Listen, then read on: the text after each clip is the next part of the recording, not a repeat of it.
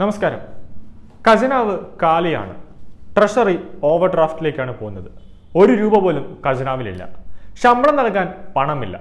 അതിനുവേണ്ടി ഓരോ മാസവും റിസർവ് ബാങ്കിൽ നിന്ന് കടമെടുക്കണം. സർക്കാരിന്റെ ദൈനംദിന കാര്യങ്ങൾക്ക് പോലും പണം നൽകാൻ ഇല്ല. പക്ഷേ സിൽവർ ലൈൻ കേരളത്തിന് വേണം. അത് കൂടിയേ തീരൂ.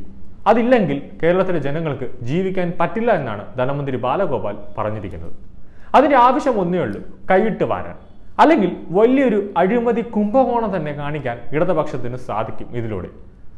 ബജറ്റിന് മുമ്പ് കേന്ദ്രമന്ത്രി ധനമന്ത്രി നിർമ്മലാ സീതാരാമൻ വിളിച്ച സംസ്ഥാന ധനമന്ത്രിമാരുടെ ചർച്ചയിൽ കേരളത്തിന്റെ പ്രധാന ആവശ്യം സിൽവർ ലൈൻ ആയിരുന്നു. അതിനൊരു അനുമതി കൂടിയേ തീരൂ.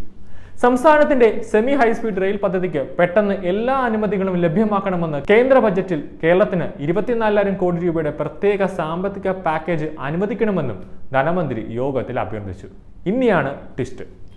സാമ്പത്തിക പ്രതിസന്ധി മറികടക്കാൻ 2 വർഷത്തേക്ക് പ്രത്യേക സാമ്പത്തിക സഹായമാണ് കേരളം തേടിയത്. പബ്ലിക് അക്കൗണ്ടിലെ തുകയും സർക്കാർ സ്ഥാപനങ്ങൾ എടുക്കുന്ന വായ്പയും സംസ്ഥാനത്തിന്റെ കടമെടുപ്പ് പരിധിയിൽപ്പെടുത്തി വായ്പ വെട്ടിക്കുറയ്ക്കുന്നു. ഇതുമൂലം ഈ വർഷവും അടുത്ത വർഷവും 5,710 കോടി രൂപ വീതമാണ് വായ്പയിൽ കുറവ് വരുന്നത്. കിഫ്ബിയുടെയും പെൻഷൻ കമ്പനിയുടെയും മുൻകാല കടങ്ങളെല്ലാം ഈ വർഷത്തെയും അടുത്ത വർഷത്തെയും വായ്പയിൽ നിന്ന് കുറയ്ക്കുക എന്ന നിലപാടാണ് കേന്ദ്രം സ്വീകരിച്ചിട്ടുള്ളത്. ദേശീയപാത വികസനത്തിന് ഭൂമി ഏറ്റെടുക്കലിന്റെ 25% 6,000 കോടി നൽകേണ്ടി വന്ന ഏക സംസ്ഥാനം കേരളമാണ്. ഇതിന് തുല്യമായ തുക ഈ വർഷം ഉപാധിരഹിതമായി കടമെടുക്കാൻ അനുവദിക്കണം. ഈ വർഷത്തെ കടമെടുപ്പ് പരിധി GDP-യുടെ 3.5% ഉയർത്തണം. ഉപാധിരഹിത കടമെടുപ്പ് അനുപാതം ഉറപ്പാക്കണമെന്നും ബാലഗോപാൽ പറഞ്ഞു. കിഫ്ബി, പെൻഷൻ കമ്പനി എന്നിവ 3 വർഷങ്ങളിൽ എടുത്ത വായ്പ ഈ വർഷത്തെയും അടുത്ത വർഷത്തെയും കടപരിധിയിൽ കുറയ്ക്കാനുള്ള തീരുമാനം പുനഃപരിശോധിക്കണം. GST-യിലെ കേന്ദ്ര സംസ്ഥാന നികുതി പങ്ക് കേന്ദ്ര സംസ്ഥാന നികുതി അനുപാത നിലവിൽ 6% 40 എന്നത് 50:50 പുനർനിർണയിക്കണമെന്നും എന്നീ ആവശ്യങ്ങളാണ് ബാലഗോപാൽ ഉന്നയിച്ചത്. കോഴിക്കോടിനെയും വയനാടിനെയും ബന്ധിപ്പിക്കുന്ന തുരങ്കപാതയുടെ നിർമ്മാണം ഉൾപ്പെടെ പദ്ധതികൾക്കായും 5,000 കോടിയോളം വിസിൽ പാക്കേജും കേരളം ആവശ്യപ്പെട്ടു. കേന്ദ്ര ആവിഷ്കൃത പദ്ധതികളുടെ കേന്ദ്ര വിഹിതം നിലവിൽ 60% നിന്ന് 75% ആക്കണം. ഭക്ഷ്യസുരക്ഷാ പദ്ധതിക്ക് കീഴിലെ ഭക്ഷ്യധാന്യങ്ങളുടെ സംസ്ഥാനതല ചരക്കുകൂലിയും കൈകാര്യ ചെലവും റേഷൻ വ്യാപാരികളുടെ കമ്മീഷനും വർദ്ധിപ്പിക്കണം. ആശ, അങ്കണവാടി ഉൾപ്പെടെ വിവിധ സ്കീം തൊഴിലാളികളുടെയും പ്രവർത്തനങ്ങളുടെയും ഓഡിറ്റോറിയം ഉയർത്തണം. NASAP-യിലെ പെൻഷൻ, അതായത് ക്ഷേമ പെൻഷൻ തുകകളും സ്കൂൾ ഉച്ചഭക്ഷണ പദ്ധതിയിൽ പാകച്ചെലവും ഭക്ഷണ നിർമ്മാണ പദ്ധതികളുടെ കേന്ദ്ര സംസ്ഥാന വിഹിതം തുടങ്ങിയവയും ഉയർത്തണം. കേന്ദ്ര സർക്കാർ നടപ്പാക്കിയ സ്ക്രാപ്പ് പോളിസിയുടെ ഭാഗമായി സംസ്ഥാനത്ത് ഫയർ സർവീസിൽ 220 വാഹനങ്ങളും ആരോഗ്യവകുപ്പിൽ ആംബുലൻസ് അടക്കം 800 വാഹനങ്ങളും പോലീസ് സേനയുടെ നിരവധി വാഹനങ്ങൾ ഉൾപ്പെടെ കാലഹരണപ്പെട്ടിരിക്കുകയാണ്. ഇവയ്ക്ക് പകരം പുതിയ വാഹനങ്ങൾ വാങ്ങാൻ കേന്ദ്രം സഹായിക്കണമെന്നും അഭ്യർത്ഥിച്ചു. AIIMS, Kannur international Ayurveda research institute തുടങ്ങിയവ ബജറ്റിൽ പ്രഖ്യാപിക്കണം.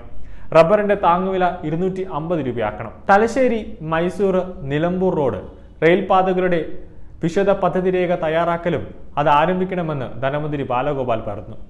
ചുരുക്കം പറഞ്ഞാൽ എല്ലാ പദ്ധതികളും പൈസ കേന്ദ്രം തന്നെ കേന്ദ്ര ധനമന്ത്രി നിർമ്മലാ സീതാരാമൻ സംസ്ഥാന ധനമന്ത്രി ബാലഗോപാലിന് കൊടുക്കണം. അതായത് ഇതിനുവേണ്ടി കേരളത്തിൽ നടക്കുന്ന ഒരു പദ്ധതിക്കും ധനമന്ത്രി പണം ചെലവാക്കത്തില്ല. അത് നിർമ്മലാ സീതാരാമൻ തന്നെ അത് അറിഞ്ഞുകൊണ്ട് ചെലവാക്കണമെന്നാണ് ബാലഗോപാൽ പറഞ്ഞത്. കേന്ദ്രം നടത്തുന്ന ഒരു പദ്ധതി, ഏത് സംസ്ഥാനത്തായിരുന്നാലും ഒരു പദ്ധതി കേന്ദ്രം നടത്തുകയാണെങ്കിൽ അതിൻ്റെ പകുതി കേന്ദ്രം തരും, ബാക്കി പകുതി സംസ്ഥാനം. അങ്ങനെയാണ് എല്ലാ വർഷവും ഏത് സംസ്ഥാനത്തും നടന്നു വരുന്ന ഒരു പ്രവർത്തന രീതി അങ്ങനെയാണ്. പക്ഷെ ഇതൊന്നും പറ്റത്തില്ല. എല്ലാം കേന്ദ്രം തന്നെ, ഏത് വികസനമായിരുന്നാലും കേന്ദ്രം തന്നെ നോക്കിക്കോണമെന്നാണ് ബാലഗോപാൽ പറയുന്നത്. സർക്കാർ സ്കൂളുകളിൽ കുട്ടികൾക്ക് അന്നം വച്ചു കൊടുക്കുന്ന വ്യക്തികൾക്ക് പോലും ശമ്പളം മുടങ്ങിയിട്ട്, ദിവസക്കൂലി മുടങ്ങിയിട്ട് മാസങ്ങളായി. ഇത് സമരവുമായി സെക്രട്ടേറിയറ്റിൽ വന്നപ്പോൾ പോലും അവരെ ആട്ടിപ്പായിക്കുന്ന സമീപനമാണ് സർക്കാരിൻ്റെ ഭാഗത്തുനിന്നുണ്ടായത്. പോലീസിന് ഇനി മുതൽ പെട്രോൾ അടിക്കാൻ നൽകില്ല എന്ന് പെട്രോൾ കമ്പനി തീരുമാനമെടുത്തിട്ടുണ്ട്. കാരണം കോടിക്കണക്കിന് രൂപ അവിടെ കിടപ്പുണ്ട്. പിന്നെ KSRTC ഇപ്പോൾ അവരുടെ തന്നെ സ്വകാര്യ രീതിയിൽ അടയ്ക്കുന്നതുകൊണ്ട്, പെട്രോൾ അടിക്കുന്നതുകൊണ്ട് പ്രൈവറ്റ് സ്ഥാപനത്തിൽ നിന്ന് അവർ പെട്രോൾ വാങ്ങിക്കുന്നില്ല.